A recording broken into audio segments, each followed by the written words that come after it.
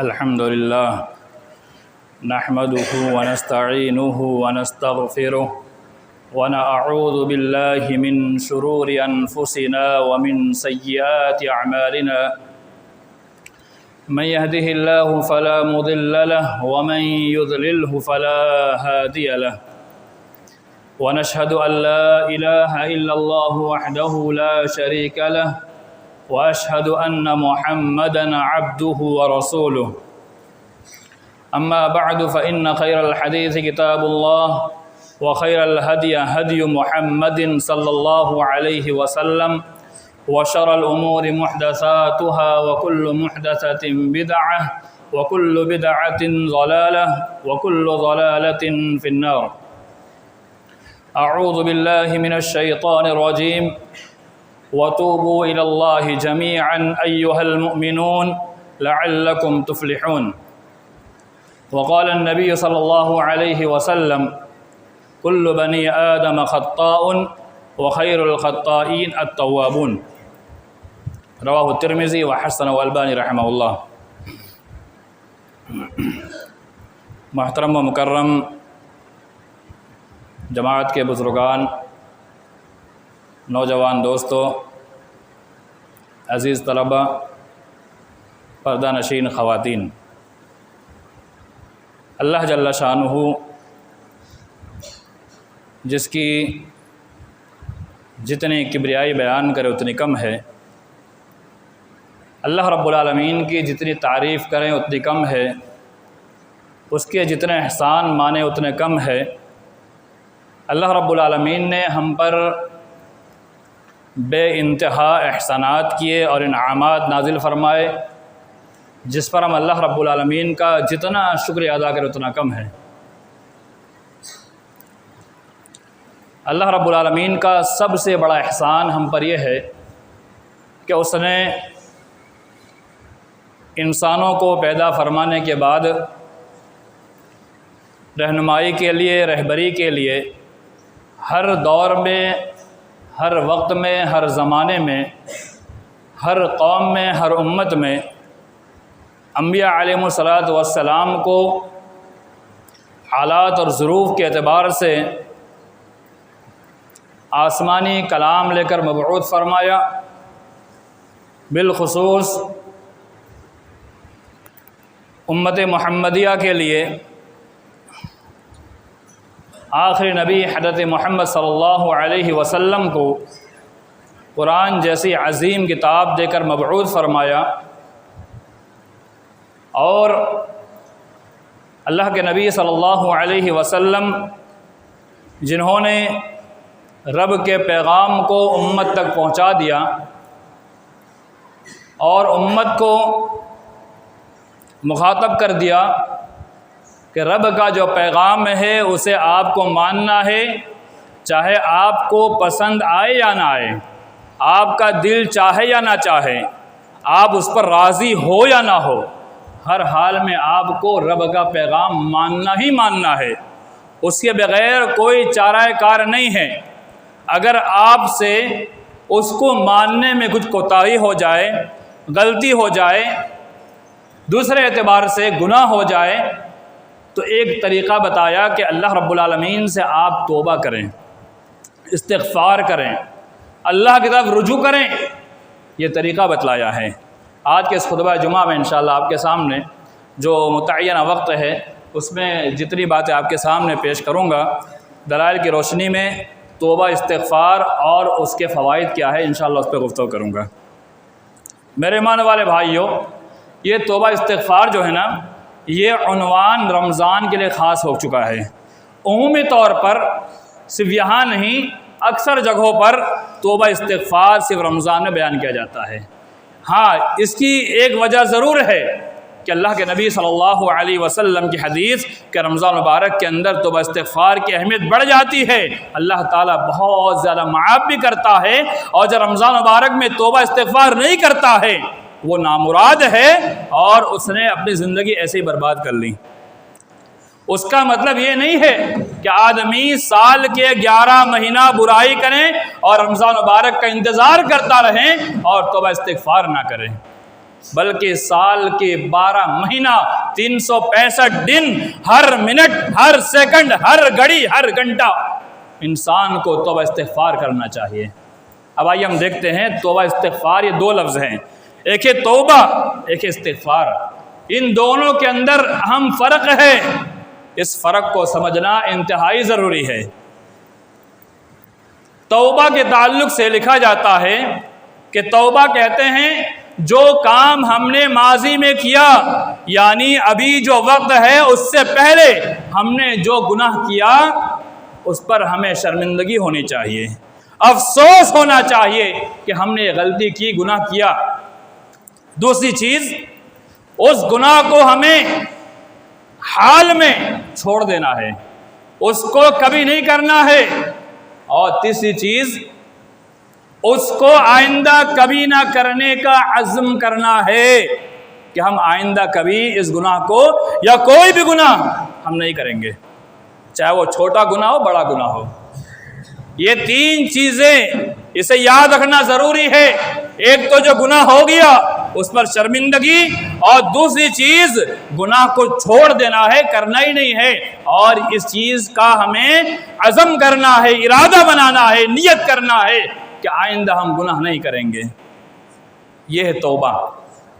اور استغفار کے اندر توبہ بھی آتا ہے، لیکن ایک استغفار خاص ہے کہ انسان اپنی زبان سے استغفر اللہ بولے، جیسے نماز کے 5 وقت نماز کے بعد استغفر اللہ انسان پڑھتا ہے، تو استغفر اللہ کی زبان سے ادا کرنا، اور دیگر الفاظ رب اغفر لی، رب اغفر لی، صرف زبان سے استغفار کے کلمات کو ادا کرنا۔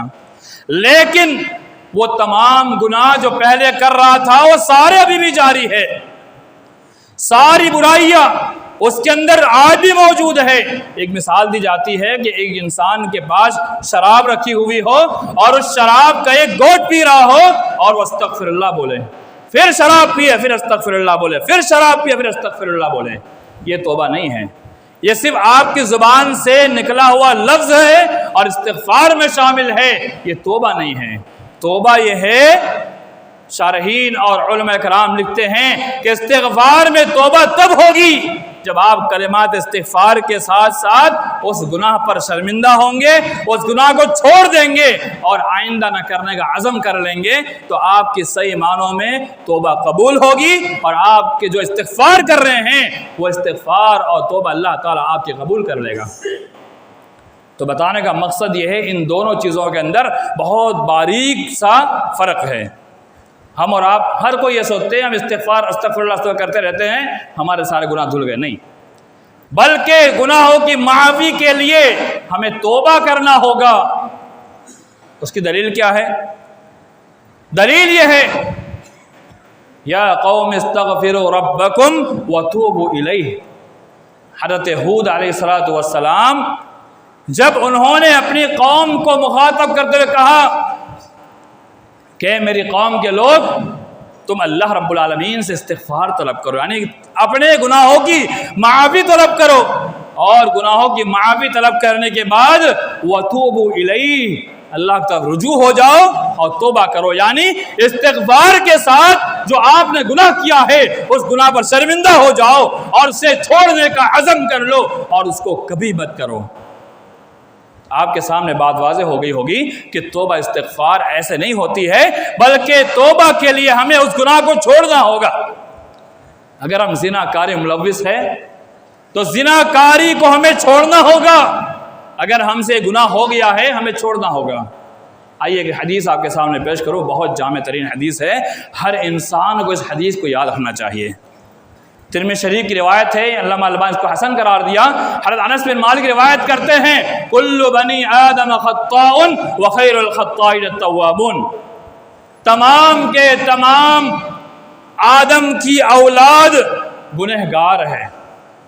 یہ نہیں کہا کہ ایک عام انسان، یہ نہیں کہا ایک جوان، یہ نہیں کہا ایک بوڑھا، یہ نہیں کہا ایک عورت، بلکہ کہا آدم کی جتنی اولاد ہے، جو اپنے آپ کو انسان کہتے ہیں وہ آدم کی اولاد ہے، جتنے آدم کی اولاد ہے ساری کی ساری گنہگار ہے، اور لفظ کل جو ہے یہ عام ہے، خاص نہیں ہیں، چاہے وہ عالم ہو چاہے غیر عالم ہو، حافظ ہو یا قاری ہو یا کوئی بھی ہو، تمام کے تمام آدم کے بچے اولاد گنہگار ہے۔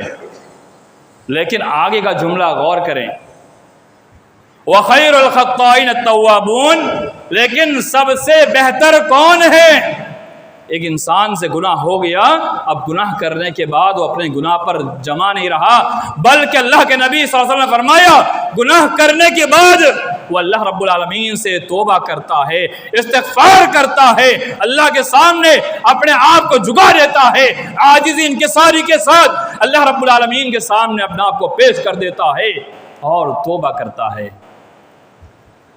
تو خیر سب سے بہتر، یہ خیر جو ہے اس پہ تفضیل ہے، اس پہ تفضیل، جیسے اللہ اکبر کے اندر لفظ اکبر جو ہے یہ اس پہ تفضیل ہے، اس کا ترجمہ ہم کرتے ہیں اللہ سے بڑا کوئی نہیں ہو سکتا، ویسے لفظ خیر یہ اس پہ تفضیل ہے، اور جب خیر کا لفظ آ جائے یعنی اس سے بہتر کوئی ہو نہیں سکتا، تو کون سب سے بہتر ہے؟ کل بنی آدم خطاء وخیر الخطائین التوابون، کہ سب سے بہتر وہ ہے گناہ کرنے کے بعد وہ توبہ کر لے، استغفار کر لے، اللہ رب العالمین کو راضی کر لے، اس کو منا لے۔ اس حدیث سے کیا معلوم ہوا؟ دو باتیں معلوم ہوئی۔ پہلی بات کہ تمام کے تمام آدم کے اولاد اس سے گناہ ہوتا ہے۔ ایک جملہ میں اپنے سے پیش کرتا ہوں کہ کچھ لوگوں کے گناہ جو ہے وہ دکھ جاتے ہیں اور کچھ لوگ چھپ جاتے ہیں۔ نہیں سمجھ میں آیا؟ بات یہ کہنا چاہتا ہوں کہ گناہ ہر انسان کرتا ہے، کچھ لوگوں کے گناہ جو ہے معاشرے میں وائرل ہو جاتے، آؤٹ ہو جاتے ہیں، سب لوگ جان جاتے ہیں، اور کچھ انسان ایسے ہیں جو گناہ تو کرتے ہیں، ان کے گناہ پتہ نہیں چلتا، چھپ جاتے ہیں۔ تو وہ جن کے گناہ چھپ جاتے ہیں وہ سوچتا ہے ہم تو بڑے پارسا متقی پرہیزگار ہے، اللہ تعالیٰ آپ کو جیسا آپ سمجھتے ہیں ویسا ضرور بنا دے۔ لیکن اس کا ایک غلط فائدہ اٹھایا جاتا ہے کہ جو انسان گناہ میں ملوث ہوتا ہے اور وہ مشہور ہو جاتا ہے، اس کی اتنی برائی کی جاتی ہے، اتنی برائی کی جاتی ہے گویا کہ وہ اللہ کے ہاں سب سے بڑا گنہگار ہے۔ ایسا نہیں ہے، اگر انسان نے گناہ کر لیا ہے تو اس کا تعلق اللہ سے جڑ جاتا ہے۔ اس نے زناکاری کی ہے، آپ کو اختیار نہیں اس کے بارے میں آپ ٹپنی کریں۔ اگر اس نے چوری کی ہے، آپ کو اختیار نہیں ہے آپ اس کے بارے میں گفتگو کریں۔ ایک حدیث کے اندر آتا ہے کہ اللہ کے نبی صلی اللہ علیہ وسلم پوچھا گیا کہ اگر وہ برائی اس کے اندر موجود ہے تو کیا ہم اس کو بیان نہ کریں؟ کہا اگر اس برائی کو تم بیان کرتے ہو جو اس کے اندر موجود ہے، یہی تو غیبت ہے، اور اگر نہیں ہے یعنی ہم نے کسی انسان پر الزام لگایا جس نے زنا کاری کی ہے، اب اس نے زنا کا کام نہیں کیا ہوا ہے۔ کبھی کبھی ایسا ہوتا ہے نا کہ انسان ایسے مشہور ہو جاتا ہے کہ اس نے زنا کیا، اس نے گناہ کیا، اس نے کیا کیا، جبکہ حقیقت کچھ نہیں ہوتی ہے۔ کبھی کبھی تو معاشرے کے اندر کچھ لوگوں کو ایسے ہی وائرل کر دیا جاتا ہے، یا عورت ہو یا مرد ہو، اس نے ایسا زیادہ کیا ہے، اگر ہم نے اس کے بارے میں ٹپنی کی تو گویا ہم نے اس پہ الزام لگایا، اور الزام لگانے کے جو انجام، اس پر جو پکڑ ہے، گرفت ہے، ایک الگ مضمون ہے۔ میں دو باتیں پیش کروں گا کہ اگر الزام لگایا ہے تو یاد رکھ لیجئے وہ آخرت میں مفلس ہوگا۔ مفلس ایک پوری لمبی حدیث ہے کہ اس کے سارے نیک اعمال ختم کر دیے جائیں گے، اور جس انسان پر سے الزام لگایا ہے، جس پر الزام لگایا ہے، اس کے گناہ اس پر ڈال دیے جائیں گے، پھر اسے جہنم میں ڈال دیا جائے گا۔ آج ہم نماز پڑھتے ہیں، روزہ رکھتے ہیں، سب کچھ کرتے ہیں، الزام لگانے کے معاملے میں ہم پیچھے نہیں نظر آتے ہیں۔ تو میرے مان والے بھائیوں، بتانے کا مقصد یہ ہے کہ جس کسی انسان سے گناہ ہو بھی جائے، ہمیں کوئی حق نہیں ہے ہم اس کے بارے میں گفتگو کریں۔ ہو سکتا ہے رب اس کے ہدایت دے دے، توفیق دے دے، رات کے آخری پہر میں اٹھ جائے، جب اللہ رب العالمین آخری آسمان پہ آ کر کے ندا لگاتا ہے، آواز لگاتا ہے، کون ہے میرا بندہ جو مجھ سے معافی مانگے، مجھ سے استغفار کرے، میری طرف رک جائے، رجوع کر لے۔ کس وقت؟ جب پوری دنیا سو رہی ہوتی ہے، یعنی جب ہم رمضان میں سحری کھانے اٹھتے ہیں، وہ وقت سب سے پیارا ہوتا ہے، اور جب پوری دنیا سو رہی ہوتی ہے وہ بندہ رب کے لیے اٹھ جاتا ہے، رب کی ندا آتی ہے، کون ہے جو گنہگار ہے مجھ سے توبہ کر لے، استغفار کر لے، معافی مانگ لے۔ ہو سکتا ہے اس بندے نے اس پہر میں اٹھ کر کے رب کے پاس ہاتھ پھیلا کر کے استغفار کر لیا ہو، رب اس کی استغفار کو قبول کر لے، توبہ قبول کر لے، اور ہم اور آپ ایک بڑے گناہوں کے اندر پڑ جائیں۔ اور ایک بات یاد رکھ لیجئے، جس انسان پر ہم نے گفتگو کی ہے، جس کسی انسان نے گناہ کیا ہے اس پر ہم نے گفتگو کی ہے، رب کعبہ قسم جب تک وہ انسان معاف نہیں کرے گا آپ معاف نہیں کیے جاؤ گے۔ اتنا آسان ہم سمجھتے ہیں میرے ایمان والے بھائیوں کہ کوئی گناہ کر لے اور ہم اس کو اڑاتے رہے، پھیلاتے رہے، اس کو تو اللہ معاف کر دے گا، لیکن ہمارا کیا ہوگا؟ ہم اس کے پاس جانا ہوگا، بات کرنی ہوگی، اے میرے پیارے بھائی میں نے تیرے بارے میں یہ بات پھیلائی تھی، میں نے تیرے اس گناہ کو افشا پھیلایا تھا، مجھے معاف کر دے۔ اگر وہ معاف کرے گا تو معافی ہوگی، نہیں کیا تو رب کی آپ کی گرفت ہو جائے گی۔ تو اس لیے بہت سوچ سمجھ کر کے ہمیں قدم اٹھانا چاہیے، کیونکہ اس لیے میں حدیث کی وضاحت اتنے لمبے طرح کرتا ہوں کہ اللہ کے نبی صلی اللہ علیہ وسلم نے فرمایا سارے انسان گنہگار ہیں، لیکن ان میں سب سے بہتر کون ہے؟ جو اللہ رب العالمین کے پاس اپنے آپ کو پیش کر دے، اپنے گناہوں کو وہ ظاہر کر دے، یا اللہ مجھ سے یہ بہت بڑا گناہ ہو گیا ہے، میرے غلطی میں آ کر کے، شیطان کے بہکاوے میں آ کر کے، یا جان کر یا انجانے میں یہ گناہ یا اللہ میں نے کیا ہے، تم مجھے معاف کر دے۔ اللہ تعالیٰ اس بندے کے گناہ کو معاف کر دیتا ہے۔ آیت ہے اللہ رب العالمین انتہائی زیادہ توبہ قبول کرنے والا ہے، ان اللہ یحب التوابین ویحب المتطہرین۔ اللہ تعالیٰ توبہ کرنے والوں کو انتہائی زیادہ اس سے محبت کرتا ہے۔ میرے مان والے بھائیوں، توبہ کرنے والوں سے اللہ انتہائی زیادہ محبت کرتا ہے، پیار کرتا ہے۔ بتانے کا اس حدیث کا مقصد یہ ہے کہ ہم سے گناہ ہو جائے، ہم سے کوئی بھی گناہ ہو جائے، چاہے زنا کاری ہی کیوں نہ ہو، چاہے چوری ہی کیوں نہ ہو، چاہے چھوٹا بڑا کوئی بھی گناہ ہو، اللہ کے سامنے اپنے آپ کو پیش کر دیں، اللہ تعالیٰ انشاءاللہ آپ کی توبہ قبول کرے گا۔ لیکن شرط یہ ہے دوبارہ آپ کو اس گناہ کی طرف نہیں جانا ہے۔ ہم کرتے ایسا ہے، اب توبہ کر لیتے ہیں پھر وہ گناہ کو ہم جاری رکھتے ہیں، تو یہ اللہ کے یہاں مذاق ہوگا، اللہ کے ساتھ مذاق ہوگا۔ اللہ کے ساتھ جو مذاق کرتا ہے اس کا نتیجہ اچھا نہیں ہوتا ہے۔ اللہ رب العالمین نے اہل ایمان کو توبہ کرنے پر ابھارا ہے، وَتُوبُوا إِلَى اللَّهِ جَمِيعًا أَيُّهَا الْمُؤْمِنُونَ لَعَلَّكُمْ تُفْلِحُونَ۔ اللہ نے کہا کہ تم توبہ کرو، اللہ کی طرف رجوع کرو، تمام کے تمام لوگوں کو مخاطب کیا کہ تم اللہ کی طرف رجوع کر لو۔ ایھا المؤمنون، مخاطب کون ہے میرے ایمان والے بھائیوں؟ عام انسان نہیں، عام انسان نہیں، بلکہ مومن کو مخاطب کیا۔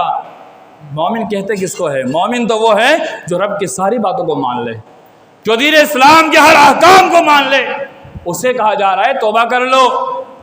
تو اللہ تعالیٰ مومنوں کو توبہ کرنے حکم دے رہا ہے، گویا معلوم ہوا کہ گناہ مومن سے بھی ہو سکتا ہے۔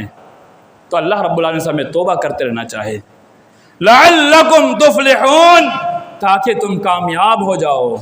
یعنی کامیابی پیسے مال دولت جمع کرنے میں نہیں ہے، حقیقی کامیابی دنیا میں اللہ تعالیٰ اس کو معاف کر دے اور آخرت میں اس کو جنت نصیب کر دے، یہ حقیقی کامیابی ہے۔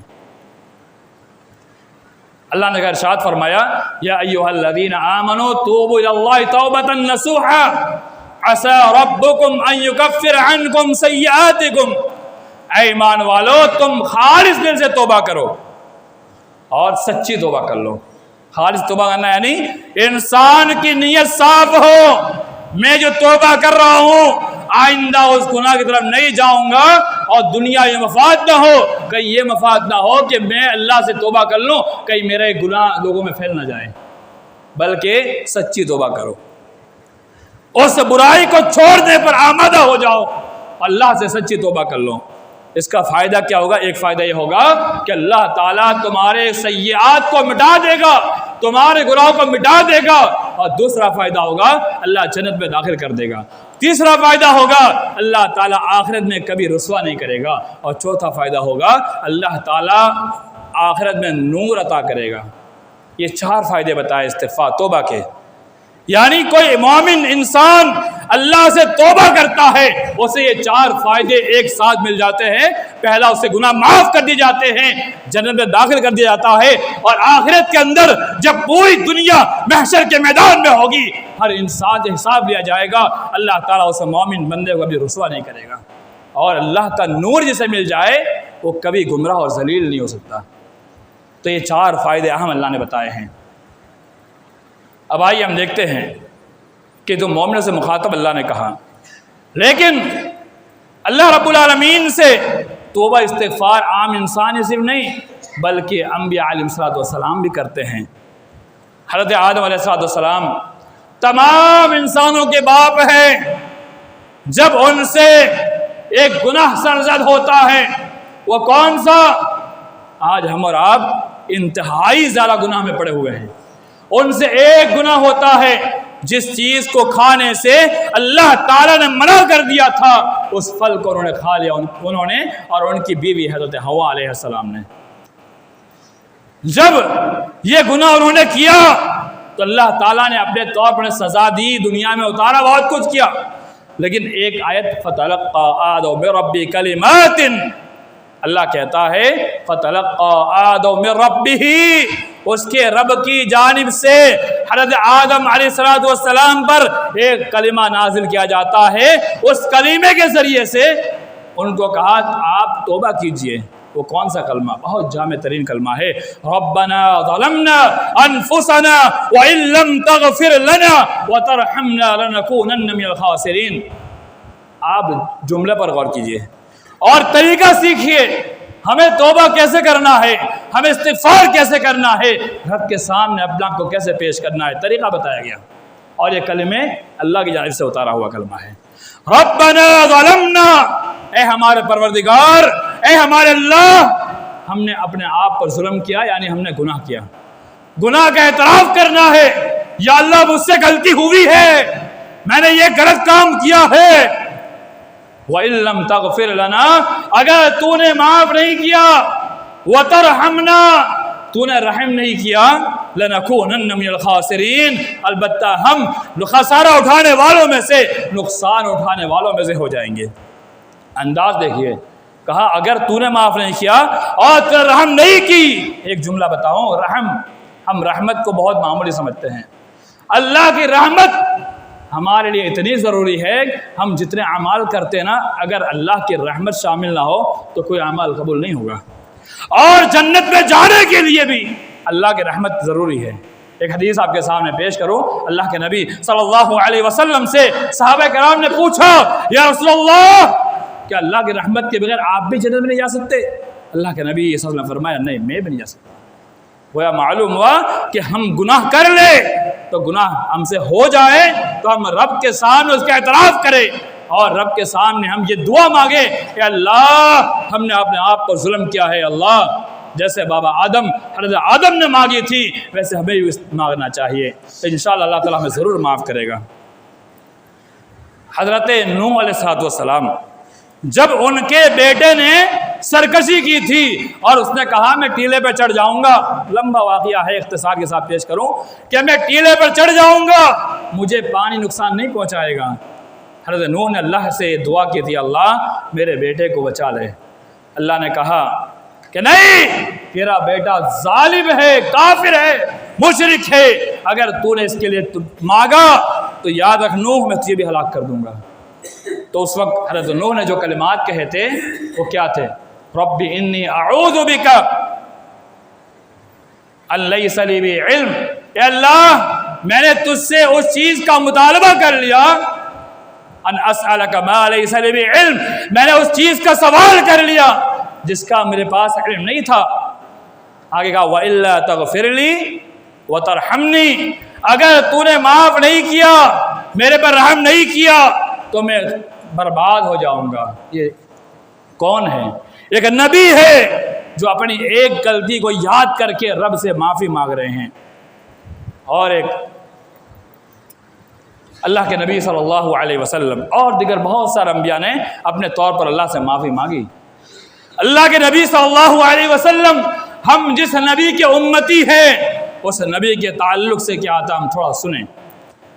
صحابہ کرام بیان کرتے ہیں اللہ کے نبی صلی اللہ علیہ وسلم کو ہم نے ایک ایک مجلس کے اندر اس کلمے کو پڑھتے ہوئے دیکھا ہے، رب اغفر لی وتب علی انک انت التواب الغفور، اے میرے پروردگار، اے میرے اللہ مجھے معاف کر دے، مجھے بخش دے، اے اللہ میرے گناہوں کو معاف کر دے، وتب علی، گناہوں کی معافی مانگنے بعد کہتے ہیں کہ اور میری توبہ قبول کر لے، اور تو انتہائی زیادہ توبہ قبول کرنے والا اور معاف کرنے والا ہے۔ صحابہ کہتے ہیں 100 مرتبہ اللہ کے نبی صلی اللہ علیہ وسلم اس کلمے کو ایک ایک مجلس کے اندر دہراتے تھے، یعنی جیسے مجلس لگی ہوئی نا تو ایسی مجلس کے اندر اللہ کے نبی صلی اللہ علیہ وسلم 100 مرتبہ اس کلمات کو ادا کرتے ہیں۔ اس سے ہمیں اور آپ کو کیا سیکھنے ملتا ہے؟ کون اللہ کے نبی صلی اللہ علیہ وسلم ہے جن کے تعلق سے قرآن میں اللہ کہتا ہے اِنَّا فَتَحْنَا لَكَ فَتْحًا مُبِينًا لِيَغْفِرَ لَكَ اللَّهُ مَا تَقَدَّمَ مِن ذَنبِكَ وَمَا تَأَخَّرَ، کہ اللہ کے نبی وہ ہے جن کے اگلے پچھلے سارے گناہ اللہ نے معاف کر دیے ہیں۔ وہ نبی رب کے پاس ایک ایک مجلس کے اندر 100 مرتبہ توبہ استغفار کرتا ہے۔ ایک حدیث آپ کے سامنے پیش کروں، بہت جامع ترین الفاظ ہے، یا ایھا الناس توبوا الی ربکم، مسلم شریف کی روایت ہے، اے لوگو تم تمہارے رب سے توبہ کرو، اس کے بعد رجوع کر لو، فواللہ انی لاتوب الی اللہ عز وجل، اللہ کی قسم یقینی طور پر میں اللہ رب العالمین سے توبہ کرتا ہوں، رجوع کرتا ہوں۔ کتنی مرتبہ؟ فی یوم 100 مرہ، ایک دن میں 100 مرتبہ توبہ کرتا ہوں۔ اللہ اکبر۔ ہم اور آپ کیا سوچتے ہیں ہم سے گناہ ہو گیا، ابھی جوان ہیں، بچے ہیں، جب بوڑھے ہو جائیں گے، جب سفید داڑیاں ہو جائے گی، مسجد پکڑ لیں گے اور اللہ کے سامنے ہم توبہ کر لیں گے۔ میرے ایمان والے بھائیوں، کتنے جوان آج قبر کی زینت بنے ہوئے ہیں۔ وہ جوان جن جوانوں نے بڑھاپے کا انتظار کیا تھا، آج وہ قبر کے اندر سو رہے ہیں۔ وہ جوان جن جوانوں نے سوچا تھا ابھی تو ہم جوان ہیں، ابھی عیاشی کر لیں گے، مستی کر لیں گے، ابھی ایک لمبا وقت ہمیں جینا ہے، کسی کو نہیں معلوم کس کی موت کب آ جائے، نہ میں جانتا ہوں نہ آپ جانتے ہیں۔ ابھی میں بول رہا ہوں، آپ سن رہے ہیں، کیا پتا ایک سیکنڈ کے بعد میرا کیا حال ہو، آپ کا کیا حال ہو، کسی کا کوئی پتہ نہیں۔ اور یہ تو یقینی ہے کل نفس ذائقۃ الموت، ہر انسان کا اس بات پر ایمان ہونا چاہیے، ہر انسان کو موت آنی ہے، یقینی طور پر موت آنی ہے۔ کوئی انسان دنیا میں ہمیشہ رہنے نہیں آیا ہے، تو انسان کو چاہیے، اللہ کے نبی صلی اللہ علیہ وسلم نے جو مخاطب کیا، اے لوگو تم اللہ سے توبہ کرو، اور آگے بات بتلائی، میں صرف تمہیں نہیں کہتا ہوں بلکہ میں بھی توبہ کرتا ہوں، اور میری توبہ کرنے کی تعداد کیا ہے؟ 100 مرتبہ کرتا ہوں۔ اور ایک بات اس کے اندر پوائنٹ کی بتا دوں، بلاغت کے اصول آپ کے سامنے پیش کروں، شاید جو رابعہ کلاس کے بچے ہیں وہ بلاغہ پڑھتے ہیں، ان کو یہ بات انہوں نے پڑھی ہوگی۔ ایک اصول ہے بلاغت کا، جب انسان کا ذہن شک اور شبہات سے خالی ہو، یعنی جب انسان کے ذہن کے اندر کوئی شک و شبہ نہ ہو، جیسے میں کوئی بات آپ کے سامنے پیش کر رہا ہوں، اب آپ میری بات کو بغیر شک کے مان لیں کہ نہیں انہوں نے جو بات کی بالکل صحیح بات ہے، تو وہاں پر قسم وسم کھانے کی ضرورت نہیں پڑتی ہے، وہاں یقینی اس کے ساتھ بات کہنے کی ضرورت نہیں پڑتی ہے۔ لیکن جب انسان کے اندر کوئی شک پائے جائیں، میں کوئی بات کہہ رہا ہوں اور آپ کو ایسا لگے شاید میں جھوٹ بول رہا ہوں، تو مجھے اس وقت قسم بھی کھانا پڑ سکتا ہے، مجھے اس وقت تاکید بھی پیش کرنی پڑے گی۔ تو جب انسان خالی ذہن ہو، اس کے اندر کوئی شک نہ ہو، تو بغیر تاکید کے بات کہی جاتی ہے، لیکن جب اس کے اندر شبہات کا ایک ذرہ برابر بھی اگر موقع نظر آتا ہو تو وہاں ایک تاکید، یا پھر اس سے زیادہ شبہات پائے جائیں تو 2 تاکید، اور سب سے زیادہ شبہات ہو تو 3 تاکید اللہ تعالیٰ بات کرتا ہے۔ جیسے یہاں اللہ کے نبی صلی اللہ علیہ وسلم نے کیا کہ 3 تاکید، ایک تو قسم کے ذریعے سے فواللہ، اللہ کی قسم، اور دوسری تاکید انی، اور تیسری تاکید لاتوب، لام تاکید کے ذریعے۔ یعنی اللہ کے نبی صلی اللہ علیہ وسلم نے یہ بات عوام کو میری سمجھ میں نہیں آئے گی، یہ علمی گفتگو تھی جو طلبہ موجود سے میں نے کی ہے، کہ اللہ کے نبی صلی اللہ علیہ وسلم نے یہاں پر 3 تاکید پیش کی، اور یہ 3 تاکید اس لیے پیش کی تاکہ امت کو پیغام مل جائے کہ قیامت تک آنے والے سارے لوگ جو جان جائے کہ اللہ کے نبی صلی اللہ علیہ وسلم نے توبہ کی ہے، دن میں 100 مرتبہ اللہ سے توبہ کی ہے۔ تو میرے مان والے بھائیوں، انبیاء علیہ السلام جب اللہ سے توبہ کرتے ہیں تو ہم کیوں نہیں کریں؟ ہمارے اوپر بھی یہ ذمہ بنتا ہے ہم اللہ رب العالمین کے سامنے اپنا آپ کو پیش کر دیں تاکہ اللہ تعالی ہماری توبہ قبول فرما لے اور معاف کر دے۔ اللہ سے اللہ تعالیٰ تمام مسلمانوں کو توبہ کرنے توفیق عطا فرمائے۔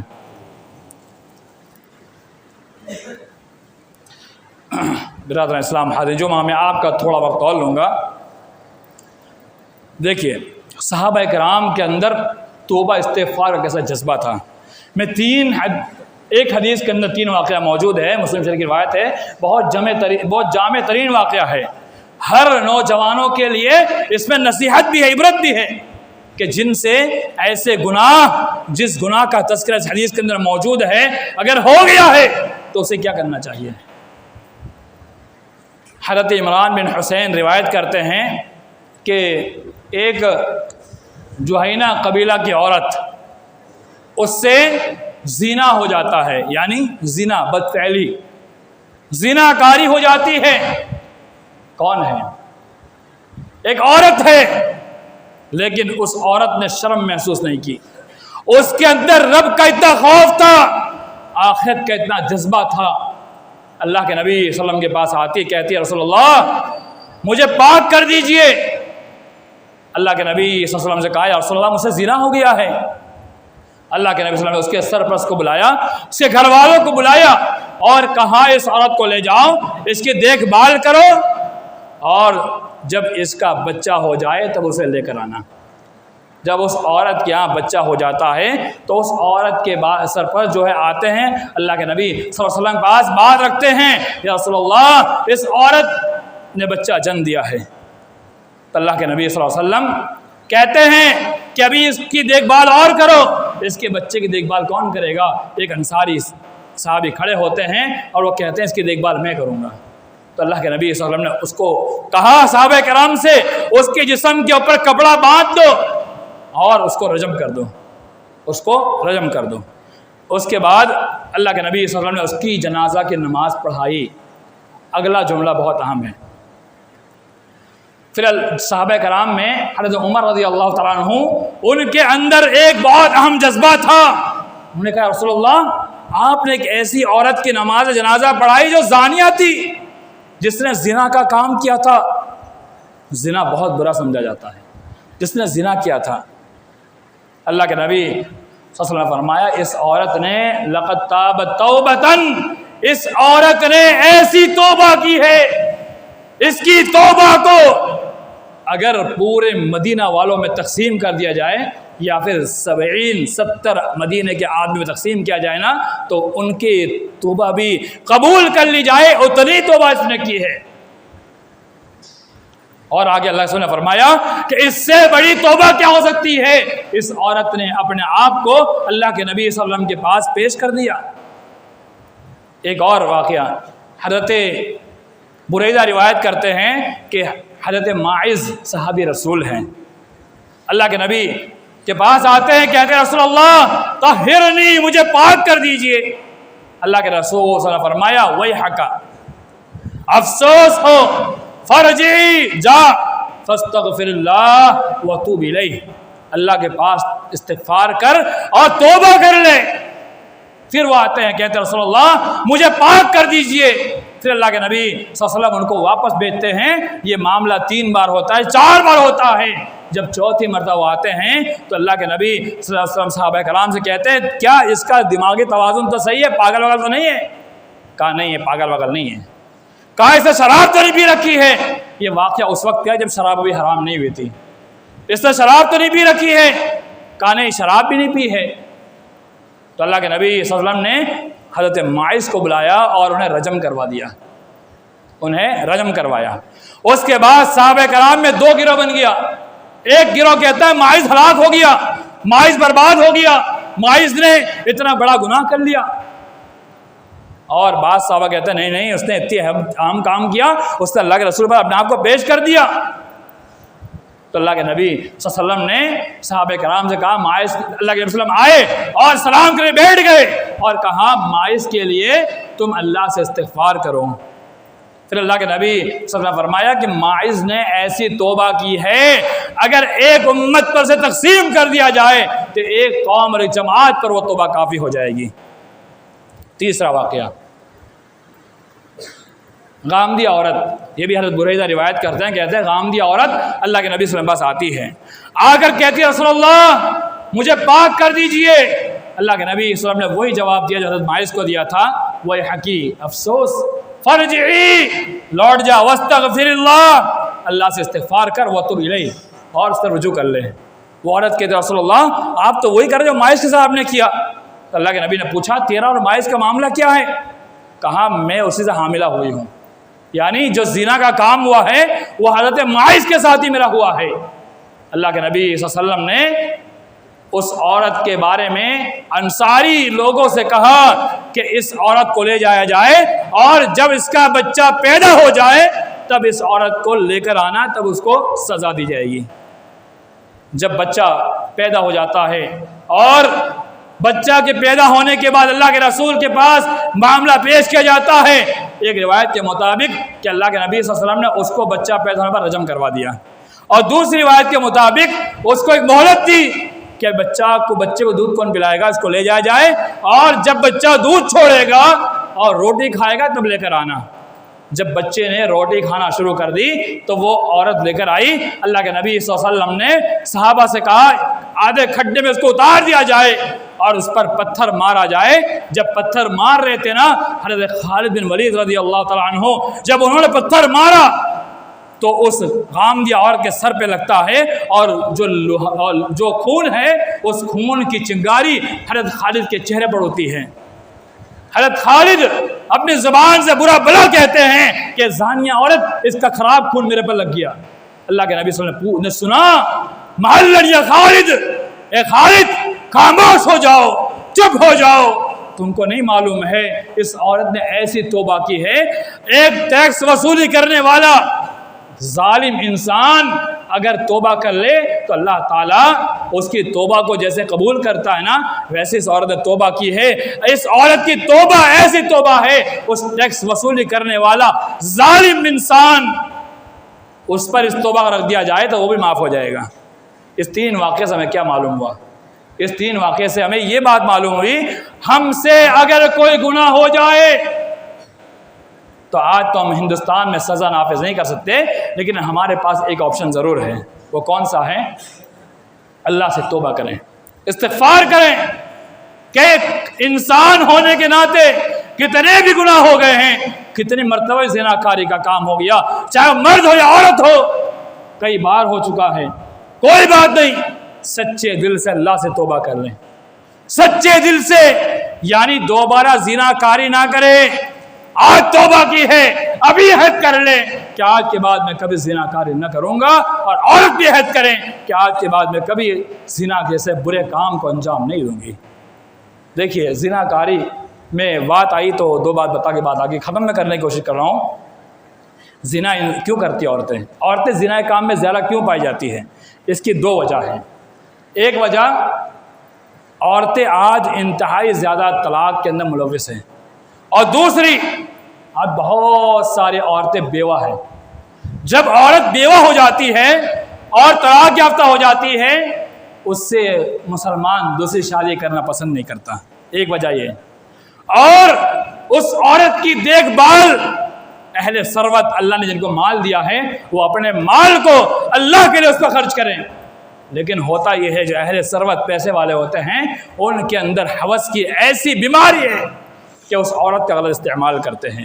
عورت مجبور ہے، مجبوری کی وجہ سے آج وہ زنا کے اندر ملوث ہے، تو ہمارے اور آپ کی ذمہ داری بنتی ہے اگر کوئی ایسی عورت جو ایسے کام میں اتر چکی ہے تو ہم اور آپ سارے لوگوں کی ذمہ داری بنتی ہے ایسی عورت کو بچایا جائے۔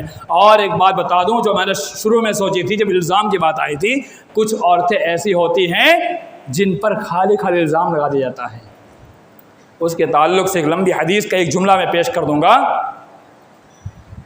اللہ کے نبی صلی اللہ علیہ وسلم نے فرمایا کہ 7 بڑے گناہ ایسے ہیں جو ہمیں ہلاک برباد کر دیں گے. اس میں سے ایک گناہ وقذف المحصنات المؤمنات الغافلات، ایسی عورت جو پاک دامن ہے، اس نے زنا جیسا برا کام نہیں کروایا ہے، اس سے فحش کام نہیں ہوا ہے، ہم نے اس پر ایسے الزام لگا دیا، اس کو وائرل کر دیا.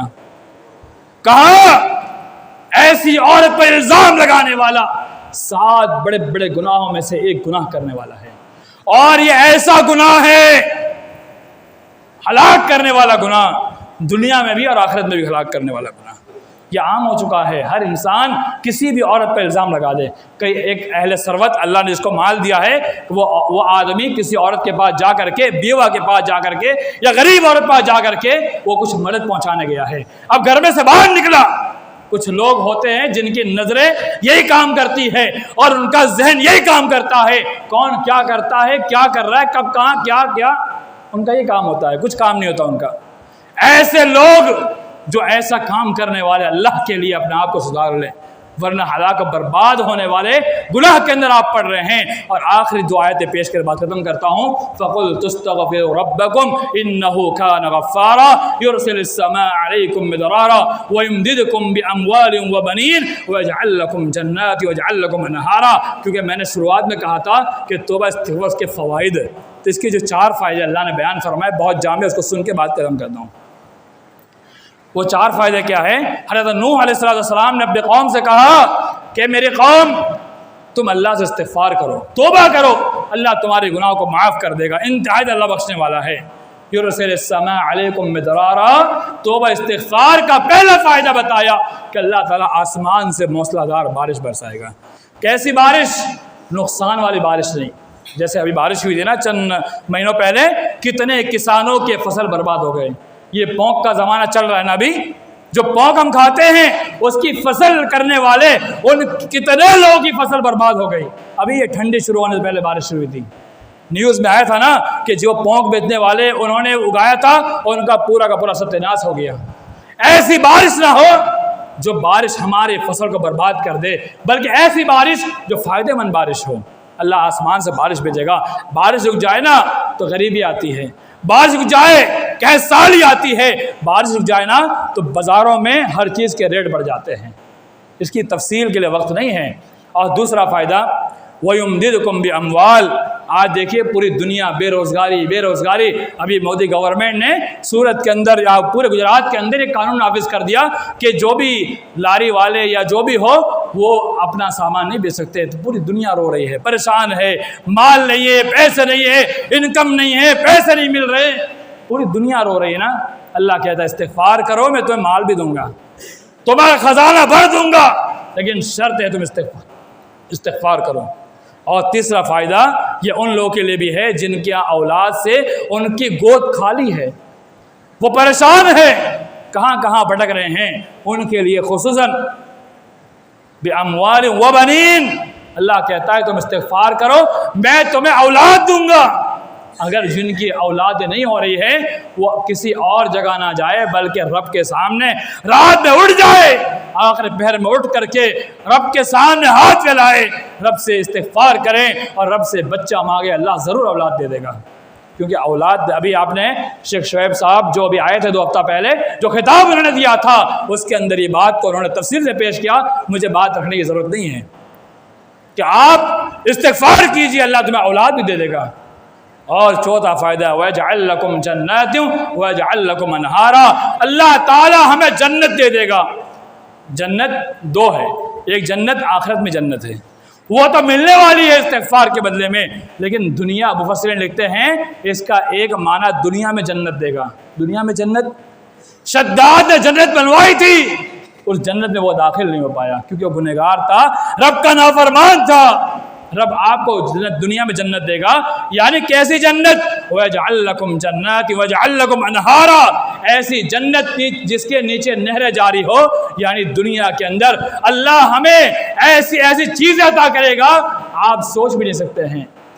اللہ تعالی ہمیں اس دنیا کے اندر آج دیکھیے آج ہماری ایک کیا خواہش ہوتی ہے، ہم ایسے گھومنے جائیں جہاں سمندر ہو اور سمندر کے ارد گرد آجو باجو میں بڑے بڑے فارم ہاؤس جیسا بنا ہوا ہو، یا پھر وہاں پر ایسی چیزیں وہاں اگائی گئی ہو۔ آج تھائی لینڈ آئی لینڈ انسان کیوں جاتا ہے؟ اس لیے جاتا ہے تاکہ وہ وہاں جا کر کے اللہ کے جو بڑے بڑے کرشمہ ہے، اللہ نے جو نعمت عطا کی ہے، جنت نما جگہیں ہیں، اللہ اسے وہ سارے عطا کر دے گا۔ جہاں انسان چاہے گا وہاں دنیا مل جائے گا۔ اور ایک مطلب یہ ہے کہ ہم جو باغات اور جو کھیتی کرتے ہیں، اس کھیتی کے اندر اللہ تعالیٰ انتہائی زیادہ ہمیں ثمر یعنی جو اناج اگائیں گے وہ بہت زیادہ اللہ دے گا۔ تو توبہ استغفار کے تعلق سے آپ کے سامنے جو باتیں پیش کی، وقت بہت زیادہ لیا، اس کے لیے معافی چاہتا ہوں کہ آپ اللہ سے توبہ کیجیے، استغفار کیجیے، اللہ آپ کو بے تحاشا فائدہ پہنچائے گا۔ اور جو میں نے شروع میں بات کہی تھی کہ توبہ اس وقت اللہ قبول کرتا ہے، اس کے چند شرائط میں سے پہلی شرط بتائی کہ آپ کو پچھلے گناہ کے بارے میں شرمندہ ہونا پڑے گا اور اس کو چھوڑنا پڑے گا اور آگے اس کو نہ کرنے کا عہد کرنا ہوگا، تب آپ کی توبہ اللہ قبول کر لے گا، ورنہ سوائے ہم افسوس کے کچھ نہیں ملنے والا ہے۔ اللہ سے اللہ تعالیٰ تمام مسلمانوں کو توبہ استغفار توفیق عطا فرمائے، ہم تمام مسلمانوں کو توبہ کرنے توفیق عطا فرمائے۔ یا اللہ ہم گنہگار ہیں، خطا کار ہیں، سیاہ کار ہیں، یا اللہ ہم نے ہر طرح گناہ کیے ہیں یا اللہ، لیکن تیری رحمت سے مایوس نہیں ہیں۔ یا اللہ ہمارے گناہوں کو معاف فرما دے۔ یا اللہ ہم بہت بڑے پاپی ہے، یا اللہ ہم اپنی سوچ سے بھی زیادہ گنہگار ہے، لیکن یا اللہ ہم تیرے سامنے ہم آج جمعہ کے دن تیرے نبی کا فرمان ہے، قبلتی گھڑی ہوتی ہے اور امام جب منبر پہ ہوتا ہے رب اس وقت دعا قبول کرتا ہے۔ یا اللہ میں پوری جماعت کی طرف سے اللہ تو سے معافی طلب کرتا ہوں، یا اللہ تو ہمارے گناہوں کو معاف فرما دے۔ یا اللہ میں ہوں یا اللہ میرے سامنے بیٹھے ہوئے میرے گاؤں کے لوگ ہیں، یا اللہ جو بھی ان سے گناہ ہوا ہے یا اللہ ان کے گناہوں کو معاف فرما دے۔ یا اللہ آگے مجھے یا میرے گاؤں والوں کو یا اللہ آگے ایسے گناہوں سے بچا لے جس گناہ پر تیرا عذاب آتا ہو۔ یا اللہ ہمیں گناہوں سے بچنے کی توفیق عطا فرما، یا اللہ ہمیں توبہ کی توفیق عطا فرما، یا اللہ ہمیں صحت تندرستی عطا فرما، جو بیمار ہے اللہ انہیں شفا کاملہ عاجلہ عطا فرما، یا اللہ جو پریشان انہیں پریشانی کو دور فرما دے۔ یا اللہ جو بھی اللہ اس دنیا کے اندر مسلمانوں کے خلاف سازشیں کر رہے ہیں یا کرتے ہیں یا ان کو پریشان کرتے ہیں، یا اللہ ہم تیرے سے یہی دعا کرتے ہیں، یا اللہ تو ان کو انہی کے اندر ملوث کر دے، یعنی جو سازش وہ کر رہے ہیں یا اللہ اسی سازش میں ان کو ملوث کر دے۔ یا اللہ جو مسلمان کو پریشان کرنا چاہتے ہیں یا اللہ مسلمانوں کو پریشان کرنے والوں کو یا اللہ نیک ہدایت دے دے، یا اللہ انہیں اسلام کی توفیق دے دے، یا اللہ انہیں مسلمان بنا دے۔ یا اللہ جو کوئی مسلمان جہاں کہیں پریشان ہے اللہ ان کو اس پریشان نجات دے دے، بیماروں کو شفا دے، جو انتقال کر چکے اللہ ان کی مغفرت فرما دے۔ آمین۔ عباد اللہ رحمنی رحمکم اللہ، ان اللہ یأمر بالعدل والإحسان وإیتاء ذی القربى وینہی عن الفحشاء والمنکر والبغی یعظکم لعلکم تذکرون واذکروا اللہ یذکرکم وادعوه یستجب لکم ولذکر اللہ تعالی عز وجل والذی اکبر۔ اقیموا الصلاۃ۔